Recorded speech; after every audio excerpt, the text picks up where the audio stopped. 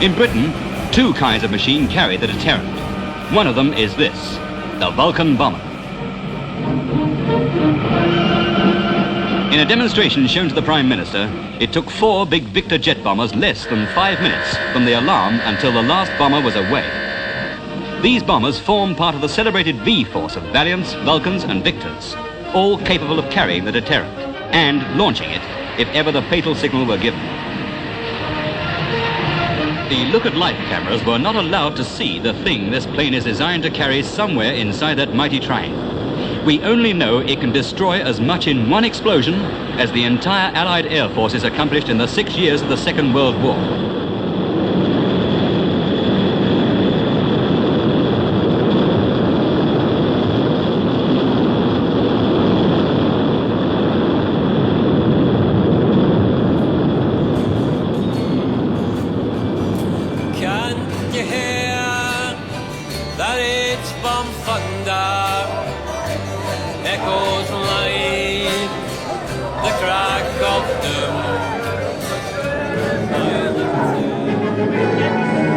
These marchers on London from Aldermaston are concerned with the biggest issue in the world today.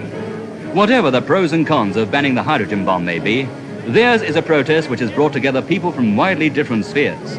Students and teachers, workers and bosses, the artists and the artless, wise heads and eggheads, walking the same road.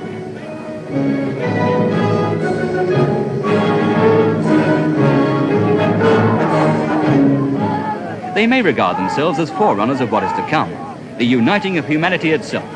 But in the meantime, humanity itself is divided about the safest way to get there.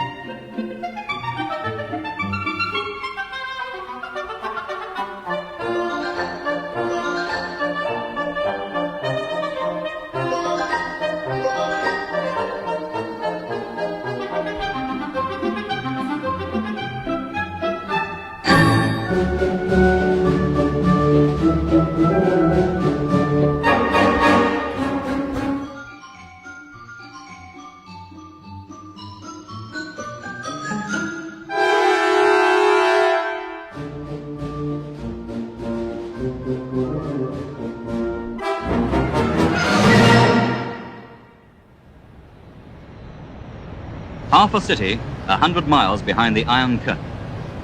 Half a city, the West rebuilt in the heart of communist East Germany. The last outpost of Western democracy on the road to Moscow.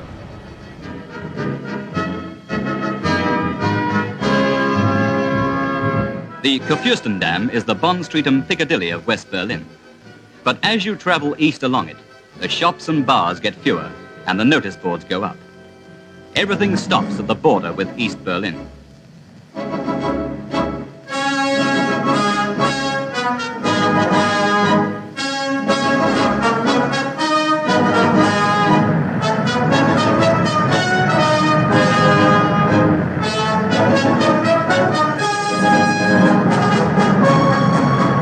Frontier police check cars on both sides of the border.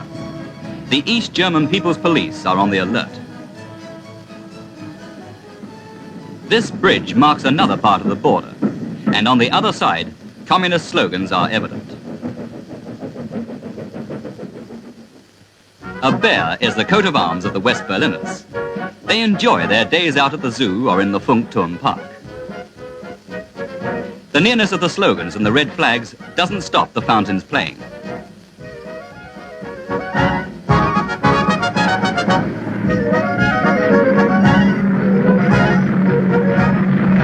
Here's the memorial to the men who lost their lives building the biggest air bridge of all time. That was 10 years ago. The Russians closed the roads into West Berlin, and 2.25 million people were fed, fueled, and clothed from the air.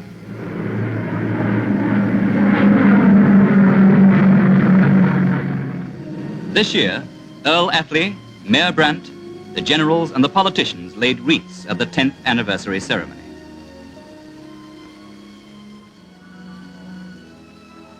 Today, the roads are open again.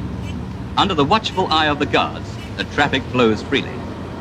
But the city stays divided. Beyond the Brandenburg Gate is East Berlin.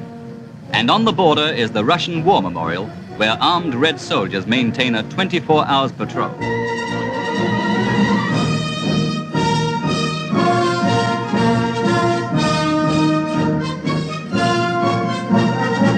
Over the border go the West Berliners to spend their much more valuable West German marks.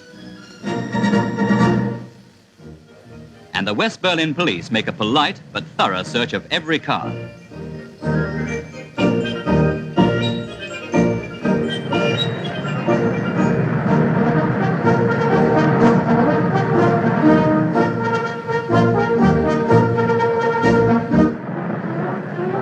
East Berlin's Piccadilly is the Stalin Alley, with its huge blocks of flats, offices and state-owned department stores.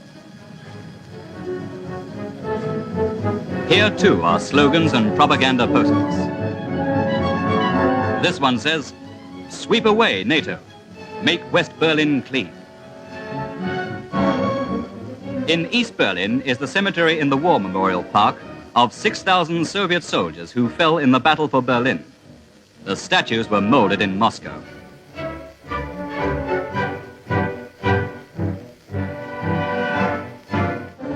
The Soviet Union sends more tourists to East Germany than any other country, says the official handout. And some of the sights must be familiar to them. Functional blocks of flats on the Moscow pattern. A lot of them. But much of East Berlin has still to be rebuilt. Walk up the steps of any East Berlin tube station near the border and you're back with war damage as it was in 1945.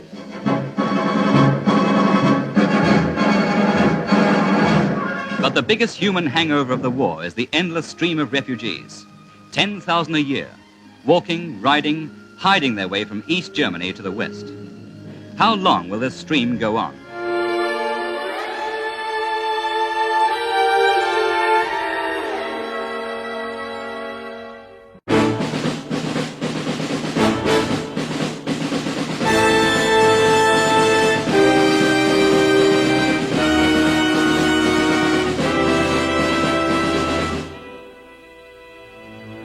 East German troops and police closed the border to stop the flow of refugees. Armored cars were brought up under cover of night to block the Brandenburg Gate. Barbed wire fences were rushed up.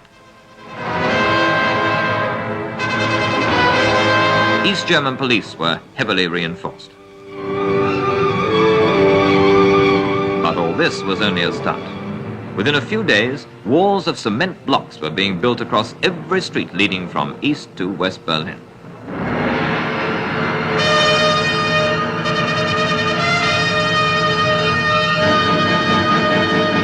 Where West Berlin joins the Soviet zone of Germany, the border takes no account of jobs, homes or factories. Here in the British sector, it runs down the middle of this street. On the right is West Berlin. The grass-grown roadway on the left is in the Soviet zone, and the British patrols must not cross the middle of the road. People living in the houses on the right look across the road to their neighbors, and that's all they can do. They can't visit them, they can't telephone them, for the houses on the east side are fenced in with wire, and the phones to the west are cut off. And when the road turns to go into the Soviet zone, it is blocked, like this. Behind their wire, the East German police, armed with Tommy guns, keep guard, looking out from watchtowers, hiding in bushes, reporting every movement. But the British, American and French troops live in constant readiness, though Berliners do not see the exercises which in the British sector take place in the heart of the Berlin forest. Here, United States helicopters cooperate with British infantry and tanks in mock battles to keep men and machines at the peak of fitness.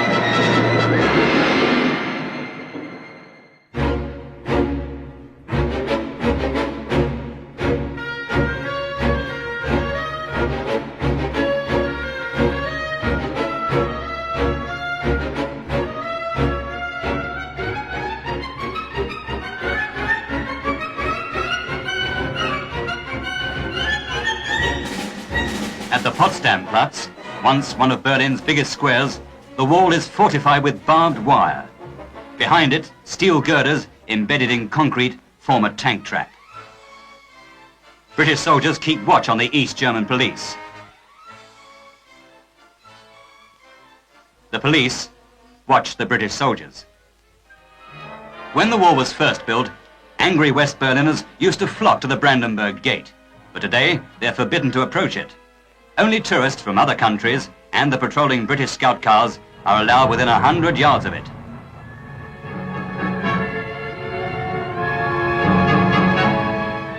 These sightless windows look down on Bernaustrasse in the French sector, the street of crosses. Each cross marks the spot where a man or woman has died in a desperate leap for freedom. Many more have been shot on the eastern side of the wall while trying to escape. Yet hundreds have managed to tunnel under the wall or climb over it or get through the wire. Among them are about 700 East German police and soldiers.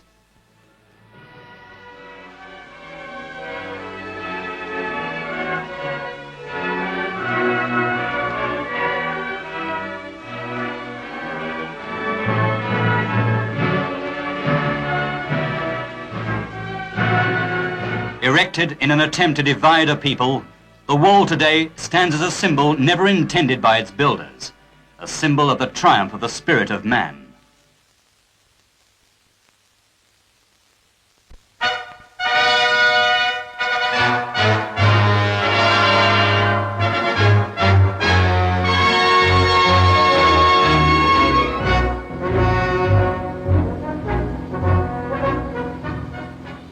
A high-speed armed patrol boat of the Federal German Border Police sets out on a regular mission. She's patrolling an invisible line which runs out into the Baltic Sea, the start of the demarcation line between West Germany and the communist-controlled East. Night and day, a ceaseless watch is kept all along the border by the West German force of more than 15,000 men, trained to detect any changes in what has now become a formidable barrier. It began as a simple barbed wire fence, but now as it runs through forests and plains, hills and valleys, it is often more of a military fortification in a zone 3 miles deep. In the Border Police headquarters, there are models of the new barriers. And here's the real thing, running across the back garden of a house which is just inside West Germany. Down past the washing on the line goes the border guard to keep an eye on what is happening on the other side, where 52,000 men of the so-called Border Command of the People's Army of East Germany keep watch on the west.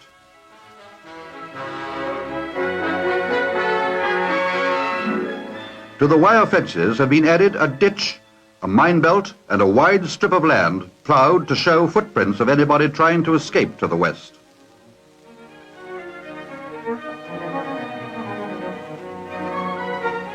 In the woods are East German patrols. Behind the river there are barricades and always the observation towers. More than 500 of them have been built along the border.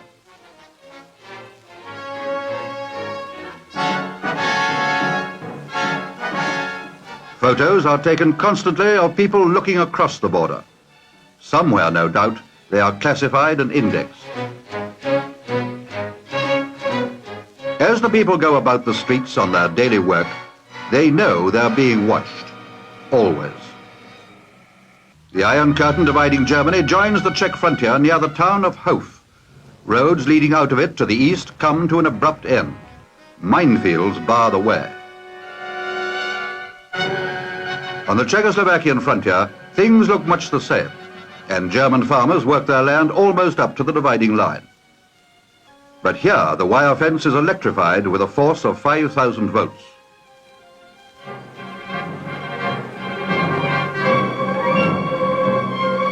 Between Czechoslovakia and Austria, the traffic goes through recognized frontier posts.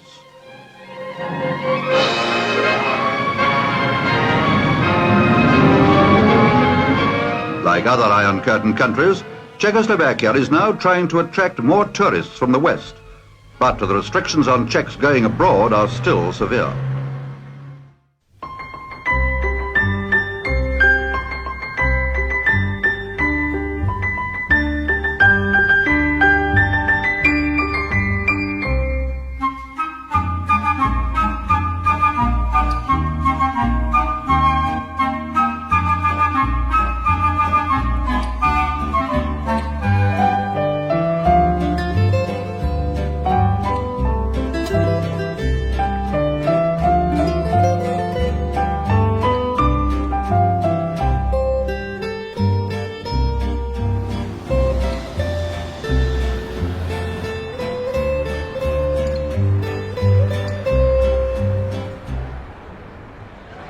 Ever since it went behind the Iron Curtain, Hungary has been a closed book to most of the Western world.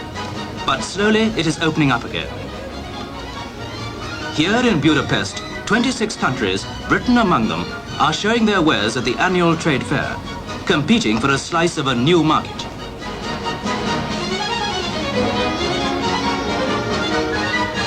"40 British firms are represented here. Knitting machines are among a wide range of industrial goods.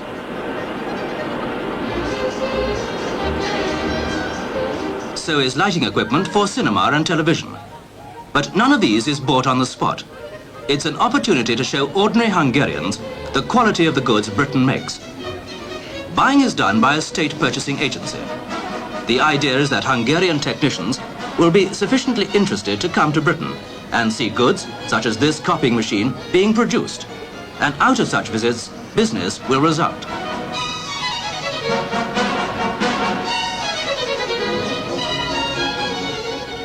For years, Hungarians did most of their trade with other Iron Curtain countries. But Hungary is changing. Today, like other countries behind the Iron Curtain, she is looking for new ties through trade with Western Europe.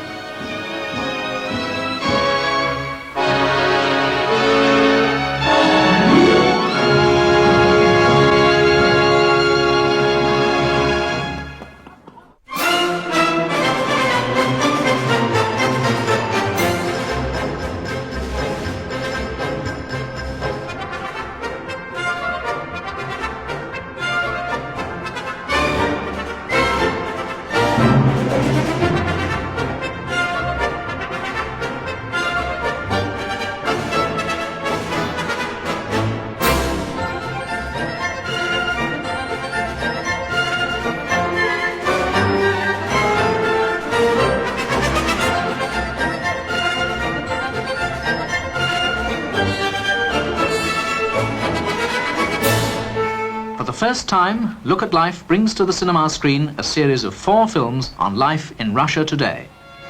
Special permission was given to travel the Soviet Union far and wide to meet people in their homes, at work and at play.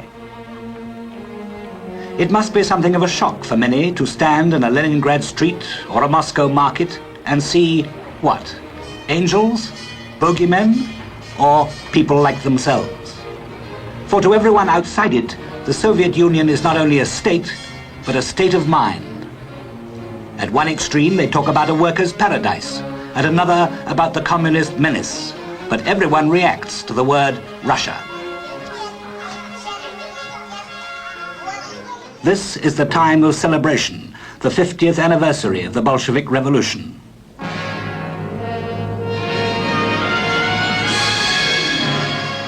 Giant dams and housing projects are a measure of the present, but the past is not forgotten.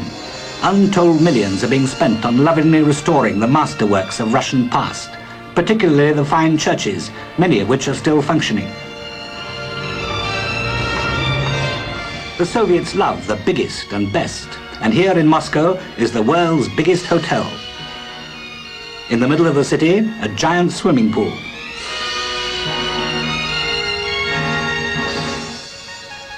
No need to detail the achievements of Soviet sportsmen.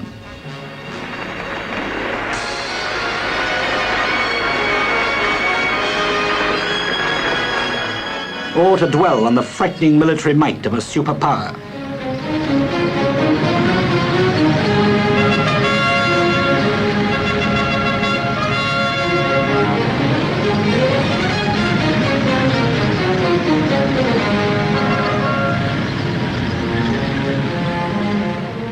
Perhaps a greater achievement still is the transformation of a semi-illiterate peasant people into one of the most advanced technological nations on Earth.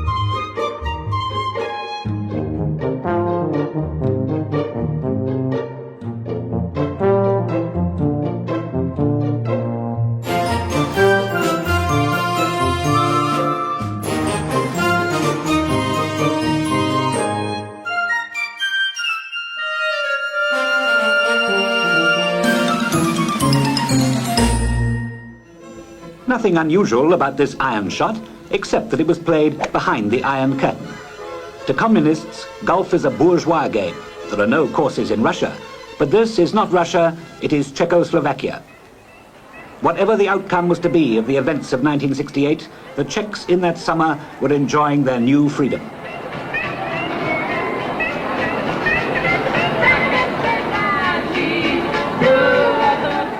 Jazz, folk and pop were all the rage. Students could and did discuss anything openly.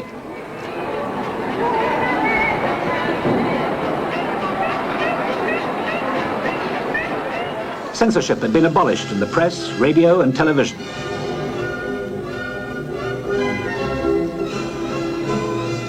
An astonishing thing to find in a communist capital: flower people. As everywhere, most adults disapproved, but the point was, nobody stopped them. Life in Prague had become pleasant and carefree, but freedoms are hard won, easy lost. Czechoslovakia is strangely placed, hemmed in by 6 countries: Hungary, Austria, East Germany, West Germany, Poland, the USSR, all of them, especially Russia, deeply concerned with the changing pattern of Czech life. The Czechs are no strangers to change and upheaval. They've been around a long time, as this ancient and beautiful city of Prague goes to show.